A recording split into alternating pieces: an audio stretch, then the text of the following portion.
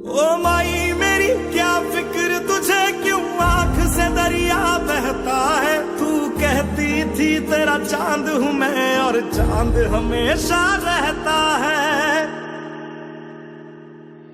तेरी मिट्टी में मिल जावा गुल बन के मैं खिल जावा, इतनी सी है दिल की आरज़ू तेरी नदियों। Good morning students, I am Rajendra Chipa from Pragya academy Gangapur city. बेटा आज तक हमने जो पढ़ा इस चैप्टर में वो ज्योमेट्रिकल आइसोमेरिज्म को पढ़ा। इस चैप्टर का एक पार्ट कंप्लीट हो गया ज्योमेट्रिकल आइसोमेरिज्म। अब सेकंड पार्ट हम लेते हैं ऑप्टिकल आइसोमेरिज्म। तो बेटा ऑप्टिकल आइसोमेरिज्म को पढ़ने से पहले हम कुछ इंपॉर्टेंट डेफिनेशंस पढ़ते हैं। हम लेते हैं क्या आता है।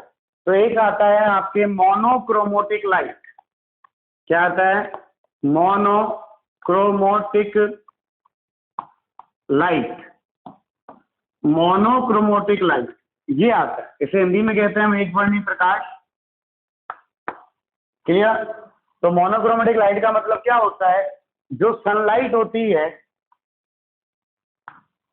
इस सनलाइट को हम कहते हैं व्हाइट लाइट। क्या कहते हैं बेटा इसको?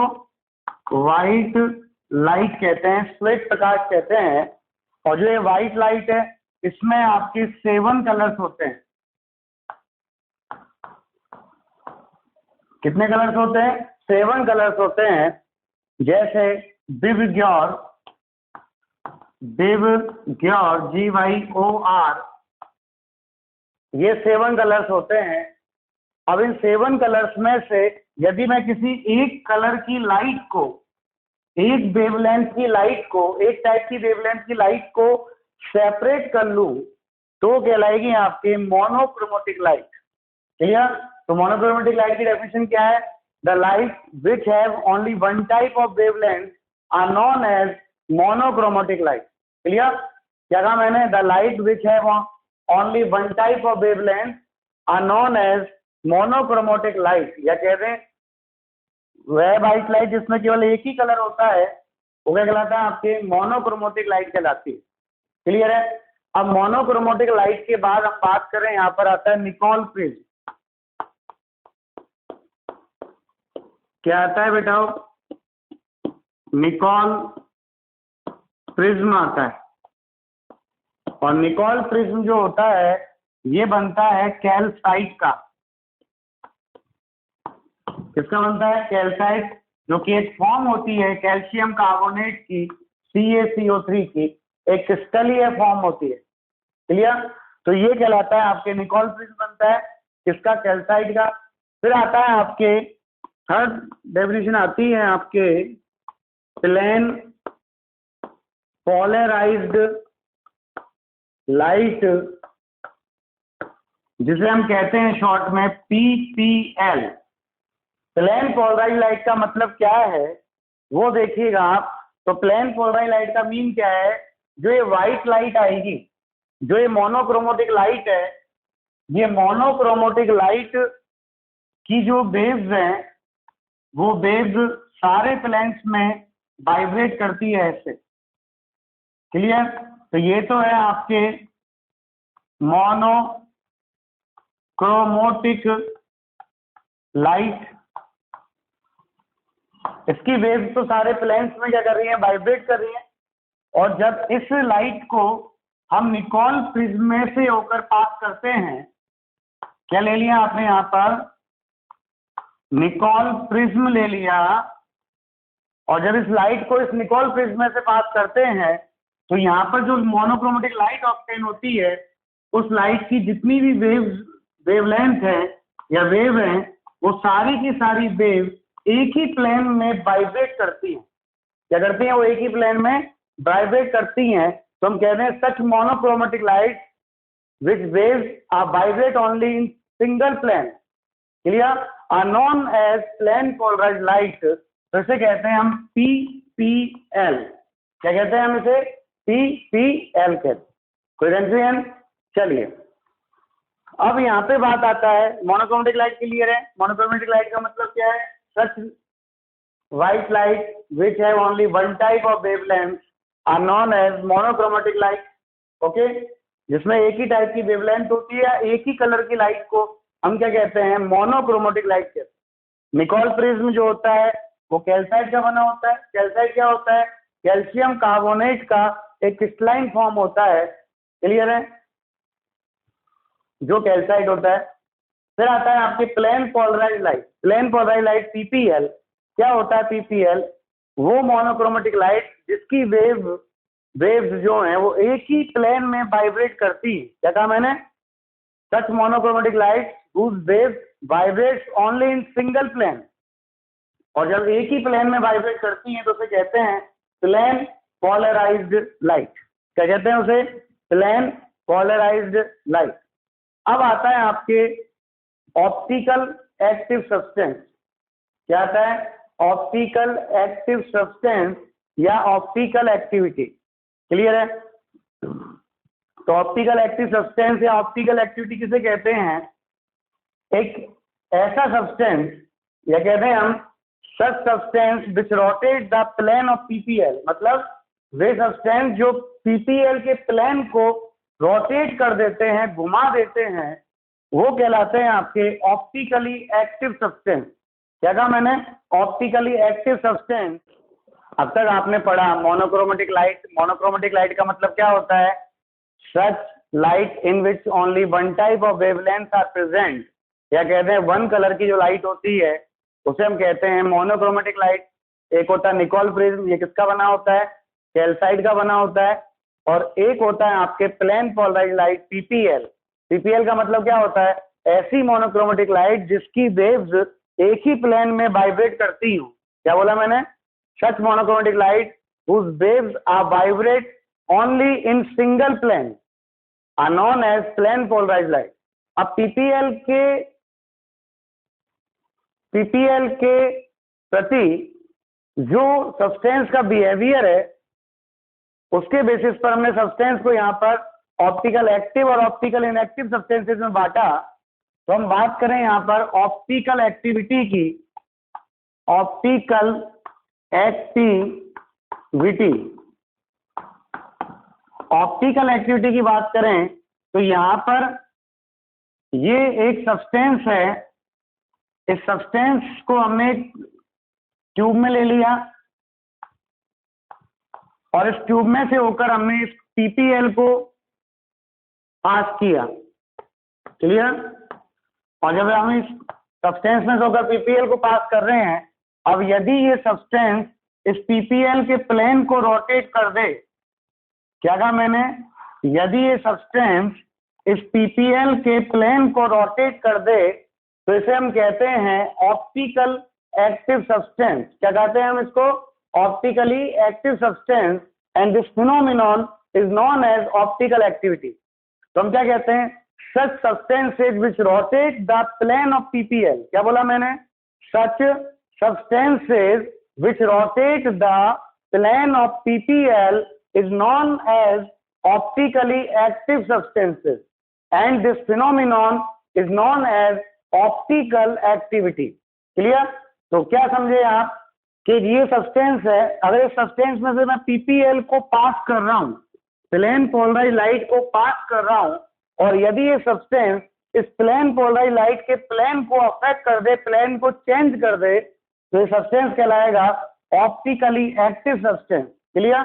और यदि ये प्लेन पोलराइज लाइट के प्लेन पर कोई इफेक्ट नहीं डाले, ये जैसा है वैसा की वैसा आ जाए, भैया जैसा है वैसा की वैसा इसका प्लेन आ जाए, लाइट का सेम प्लेन आ रहा है, तो ये कहलाएगा ऑप्टिकली इनएक्टिव सब्सटेंस। क्या कहलाएगा? ये ऑप्टिकली इनएक्टिव सब्सटेंस।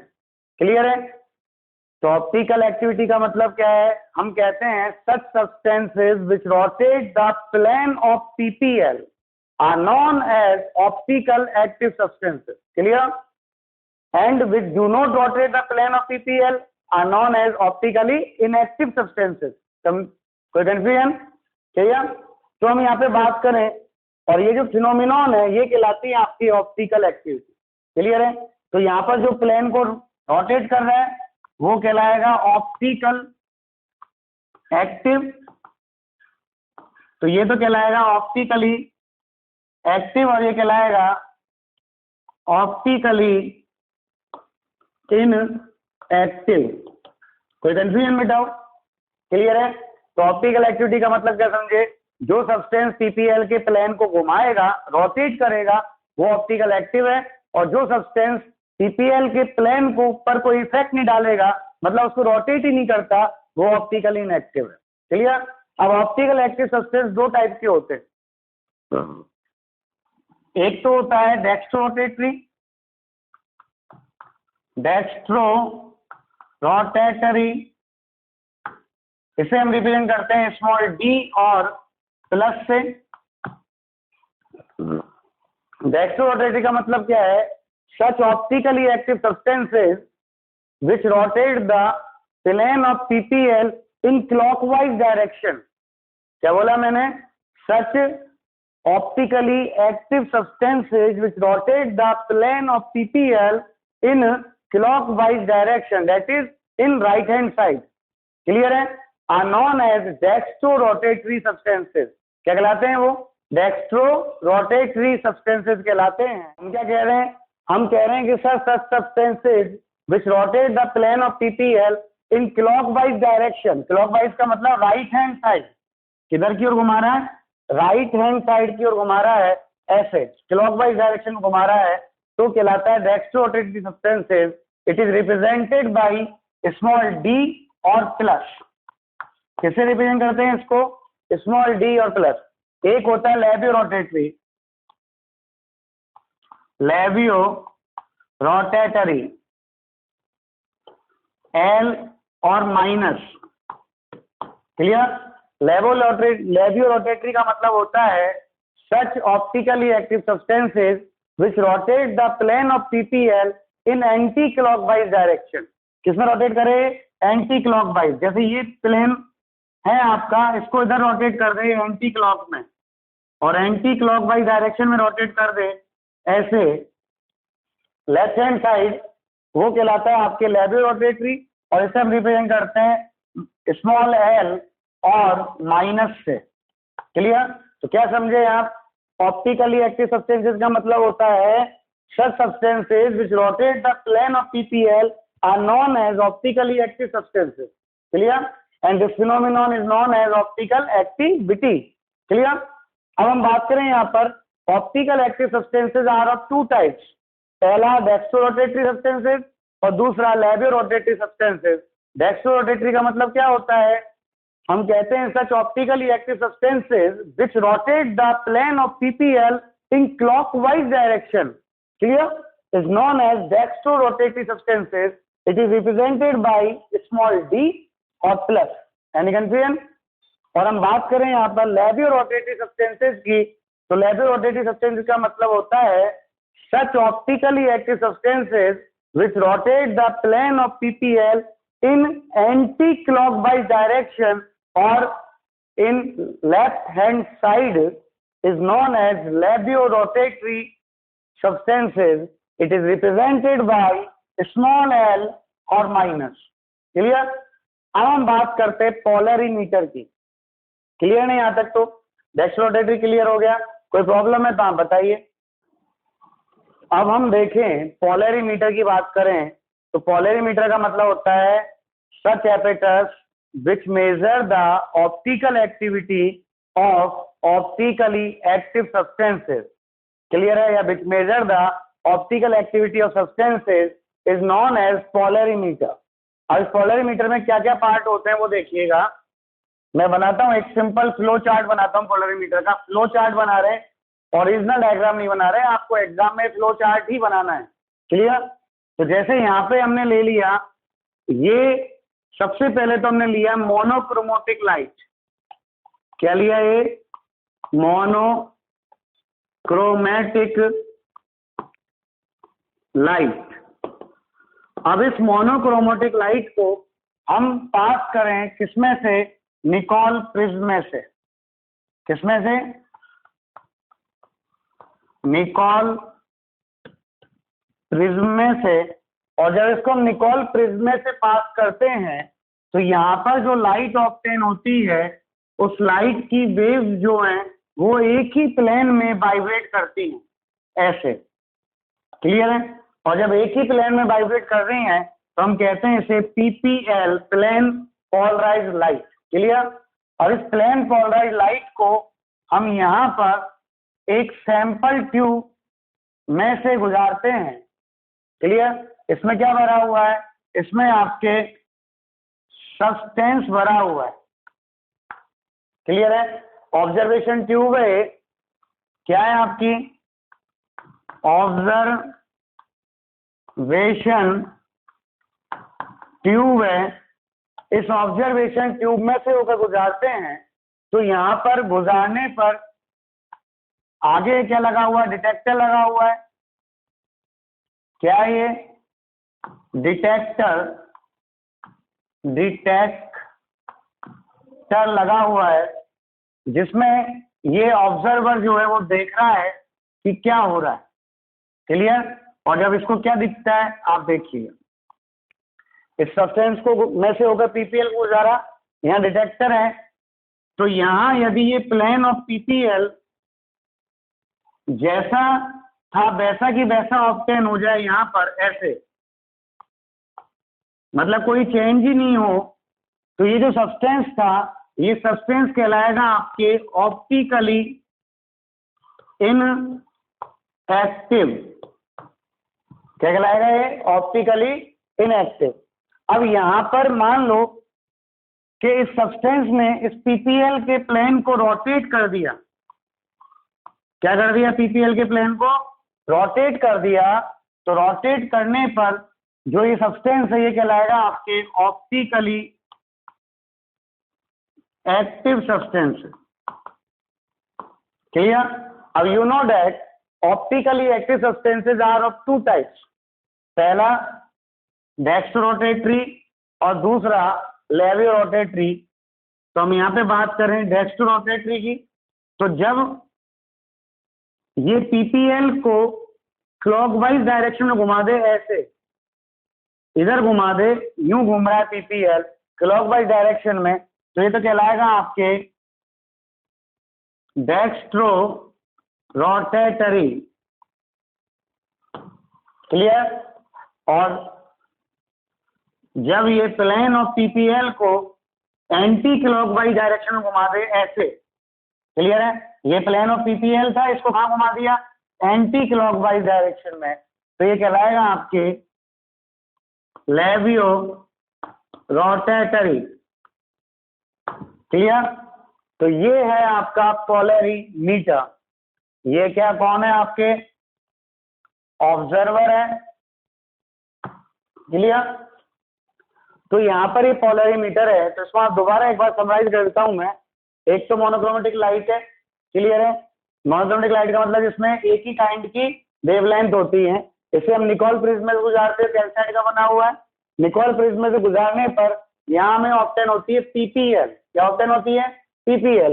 इस पीपीएल को हम गुजारते हैं सैंपल में से, मतलब सब्सटेंस में से। क्लियर है? और सब्सटेंस में गुजारने पर इसे हम डिटेक्टर में देखते हैं, तो यदि ये सब्सटेंस इस पीपीएल के प्लेन को रोटेट कर दे तो ये कहलाता है ऑप्टिकली एक्टिव सब्सटेंस, और रोटेट ना करे तो ये कहलाता है ऑप्टिकली इनएक्टिव सब्सटेंस। क्लियर? फिर यहाँ पे हम बात करें, ऑप्टिकली एक्टिव सब्सटेंसेस दो टाइप का होता है। यदि ये सब्सटेंस जो है वो यदि पीपीएल को क्लॉकवाइज डायरेक्शन में घुमा रहा है, राइट हैंड साइड घुमा रहा है, ऐसे इधर की तरफ लेके जा रहा है, तब ये कहलाएगा डेक्स्ट्रोरोटेटरी। इसको हम रिप्रेजेंट करते हैं स्मॉल डी और प्लस से। क्लियर? और यदि ये प्लेन ऑफ पीपीएल को एंटी क्लॉकवाइज डायरेक्शन में घुमा दे, मतलब उल्टे हाथ की ओर घुमा दे, लेफ्ट हैंड साइड में घुमा दे, तो इसे कहते हैं लेवियोरोटेटरी, और इसे रिप्रेजेंट करते हैं एल और माइनस से। क्लियर? ये था आपके पोलरीमीटर। ये जो पूरा एपेटर्स है ये कहलाता है आपके पोलरीमीटर। Any confusion? क्लियर है? कोई दिक्कत है? तो आप क्या सीखे? आप केवल इतना सा ध्यान रखना माइंड में कि such substances which rotate the plane of PPL is optically active, or which do not rotate the plane of PPL is optically inactive. Any confusion? Clear? चलिए, तो क्लियर है आपके ऑप्टिकल एक्टिविटी और पोलरिमीटर और जो definition पढ़ी वो clear है सारी। अब हम पढ़ते हैं रैसेमिक मिक्सचर। ये कुछ पॉइंट्स पढ़ेंगे जिनमें पहला पॉइंट है रैसेमिक मिक्सचर, दूसरा पॉइंट है एंगल ऑफ रोटेशन, तीसरा पॉइंट है स्पेसिफिक रोटेशन, चौथा पॉइंट है मॉलिक्यूलर रोटेशन और पांचवा पॉइंट है factors affecting the specific rotation. ये बहुत इंपॉर्टेंट पॉइंट्स हैं, इनको हमें ढंग से पढ़ना है क्योंकि ये ऑप्टिकल एक्टिविटी, ऑप्टिकल आइसोमर का थ्योरेटिकल पार्ट है जो हमें पढ़ना है।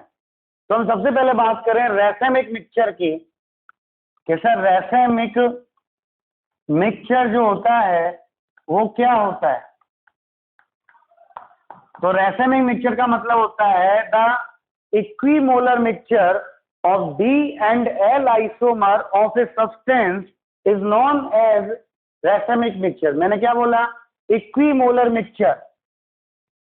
Equimolar mixture of D and L isomer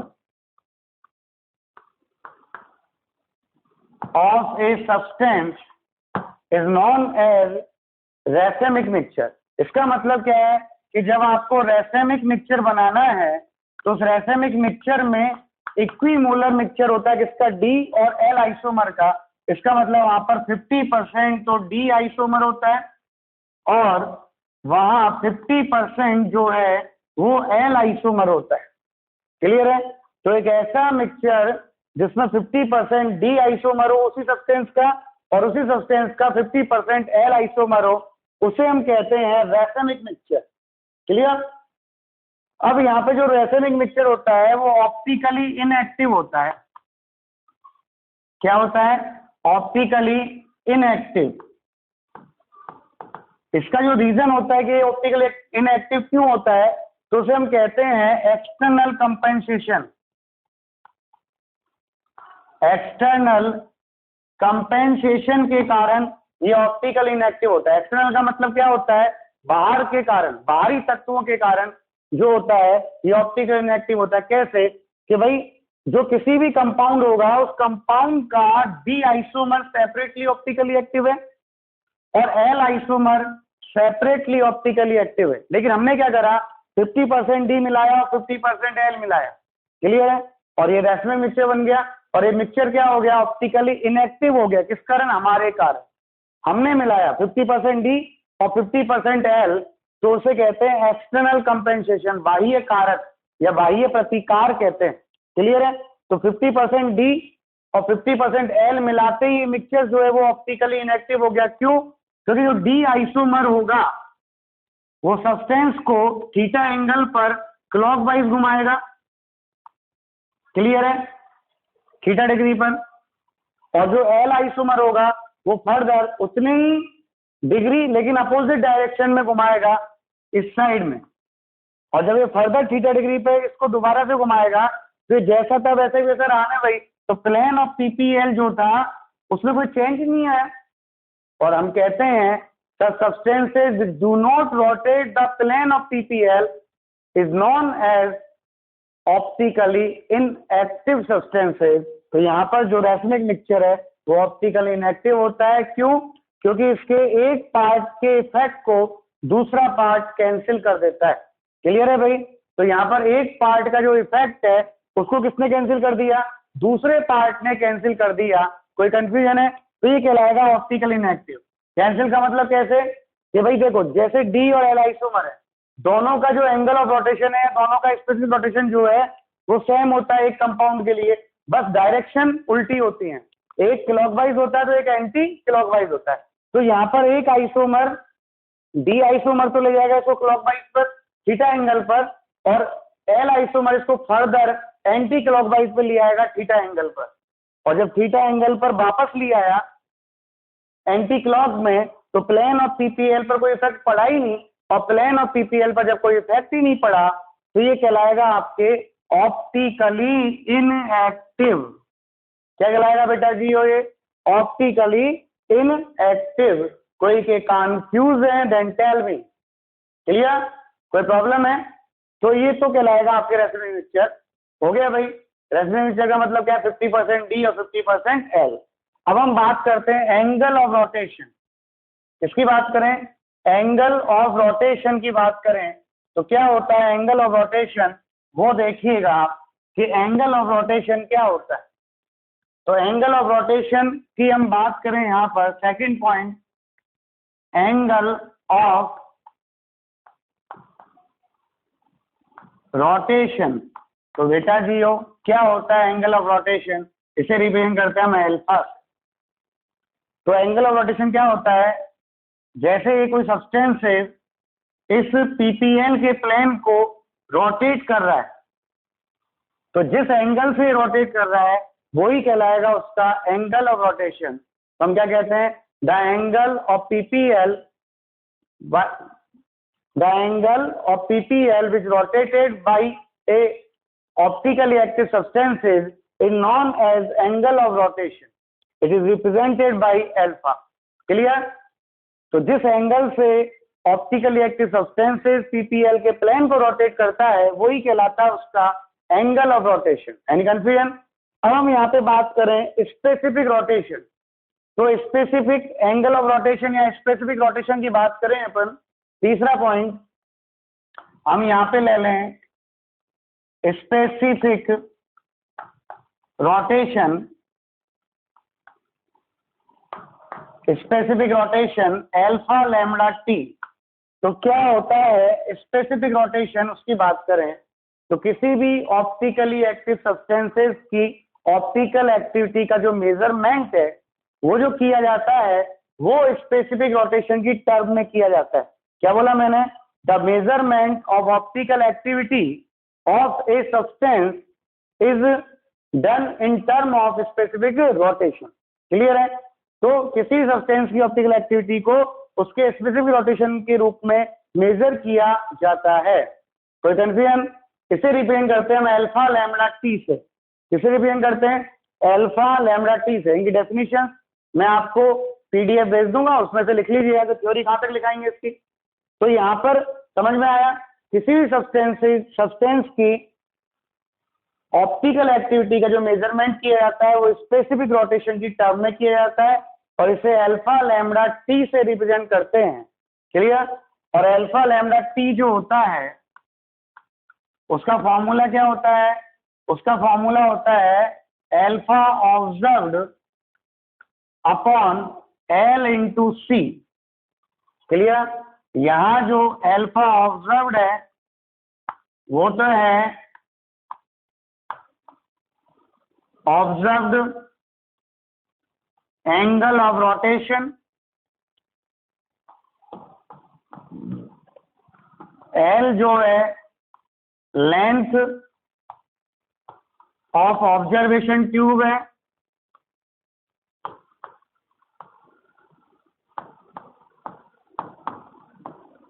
clear. C जो है वो कंसंट्रेशन ऑफ सब्सटेंस सॉल्यूशन है, जो किसमें है, ग्राम पर ml में, और जो डिस्टेंस है ये लेंगे हम डेसीमीटर में।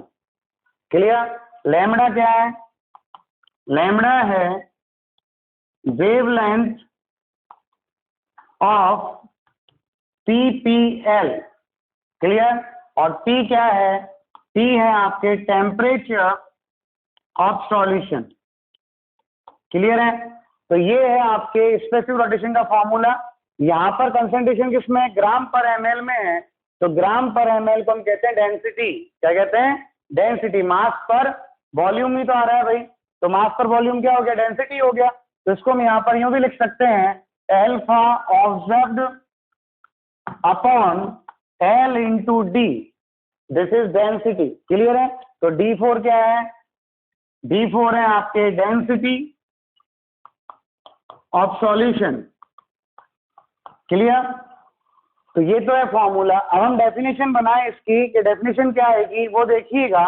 तो यदि हमसे कोई कह दे कि sir if L equals to 1 decimetre and C equals to 1 gram per ml। Clear है। मतलब ऑब्जर्वेशन ट्यूब की लेंथ 1 डेसीमीटर है और जो सॉल्यूशन भरा हुआ है उसकी कंसंट्रेशन 1 ग्राम पर ml है, देन अल्फा लैम्डा, यहाँ पर वैल्यू पुट कर दीजिए, तो अल्फा लैम्डा टी कितना आएगा, अल्फा लैम्डा टी आएगा आपका कितना, ये 1 हो गया, ये 1 हो गया, तो कितना बच गया, इक्वल टू अल्फा ऑब्जर्व्ड। इसका मीन क्या है, इसका मीन है कि जब लैम्डा वेवलेंथ के पीपीएल को, क्या बोला मैंने, जब लैम्डा वेवलेंथ के पीपीएल को 1 डेसीमीटर लेंथ वाली ऑब्जर्वेशन ट्यूब में भरी हुई 1 ग्राम पर ml सांद्रता वाले बिलियन में से गुजारा जाता है या सॉल्यूशन में से पास किया जाता है, तो वहां पर जो ऑब्जर्व्ड एंगल ऑफ रोटेशन आता है वो ही स्पेसिफिक एंगल ऑफ रोटेशन कहलाता है। क्या बोला मैंने कि जब लैम्डा वेवलेंथ वाले पीपीएल को 1 डेसीमीटर लेंथ वाली ऑब्जर्वेशन ट्यूब में भरे हुए 1 ग्राम पर ml कंसंट्रेशन वाले सॉल्यूशन में से पास किया जाता है, तो जो अल्फा ऑब्जर्व्ड आता है, मतलब ऑब्जर्व्ड एंगल ऑफ रोटेशन जो आता है वही कहलाता है स्पेसिफिक एंगल ऑफ रोटेशन। क्या कहलाता है, specific angle of rotation. Clear है, कोई कंफ्यूजन है तो आप बताइए, क्लियर है, तो ये कहलाता है आपके स्पेसिफिक एंगल ऑफ रोटेशन। तो यहाँ पे क्या होता है, व्हेन, डेफिनेशन क्या आएगी स्पेसिफिक एंगल ऑफ रोटेशन की, when alpha wavelength having PPL is passed through a solution या through a tube of 1 decimetre length in which 1 gram per ml solution is filled, then the observed angle of rotation is known as specific rotation। Clear, क्या कहलाता है वो, specific rotation कहलाता है। क्या था यहाँ पर, अल्फा लैम्डा टी जो था उसका फॉर्मूला था alpha observed upon L into C, यही था। तो हमने क्या करा था वहां पर, एल इक्वल टू क्या रख दिया था, 1 decimetre and C equal to 1 gram per ml रख दिया। क्लियर है, ये वैल्यू ले ली, तो यहाँ पर इन दोनों की वैल्यू पुट करेंगे, देन क्या आएगा, alpha lambda T is equal to alpha observe. Means क्या है, मीन्स ये है कि जब लैम्डा वेवलेंथ वाले पीपीएल को 1 डेसीमीटर लेंथ वाली ऑब्जर्वेशन ट्यूब में भरे हुए 1 ग्राम पर ml कंसंट्रेशन वाले सॉल्यूशन में से पास किया जाता है, तो जो ऑब्जर्व्ड एंगल ऑफ रोटेशन आता है वही कहलाता है आपके स्पेसिफिक रोटेशन। क्या कहलाता है, स्पेसिफिक रोटेशन। यानी कंफ्यूजन, कोई दिक्कत, तो यहाँ पे अपन बात करें स्पेसिफिक रोटेशन, क्लियर है। अब हम बात करें मॉलिक्यूलर रोटेशन, तो मॉलिक्यूलर रोटेशन जो होता है, मॉलिक्यूलर रोटेशन, तो मॉलिक्यूलर रोटेशन को रिप्रेजेंट करते हैं हम कैपिटल एम से। तो ये क्या होता है, the multiplication of specific rotation, specific rotation and molecular mass of a substance is known as molecular rotation. It is represented by capital M. तो कैपिटल M का फॉर्मूला क्या आएगा, alpha lambda T into capital M। ये molecular mass है और ये molecular observation है जो बड़े ब्रैकेट में लिखा हुआ है। क्लियर। अब बात करें हम factors affecting the specific rotation. Clear है, तो फैक्टर्स अफेक्टिंग द, किसकी बात कर रहे हैं, factors affecting the specific rotation.